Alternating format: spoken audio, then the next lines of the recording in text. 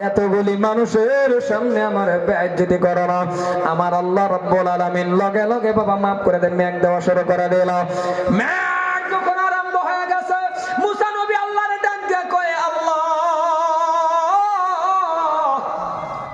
কেউই তো উঠলো না, কেউই গেল না, মেঘ দিলাকে কেউ উঠছি কথা বল, কেউ গেছে? আল্লাহর ডাক দিয়ে কল্লা উঠলো না, গেল না, মেঘ দিলাকে। আল্লাহ রাব্বুল আলামিন ডাক দিয়ে কই, মুসা রে,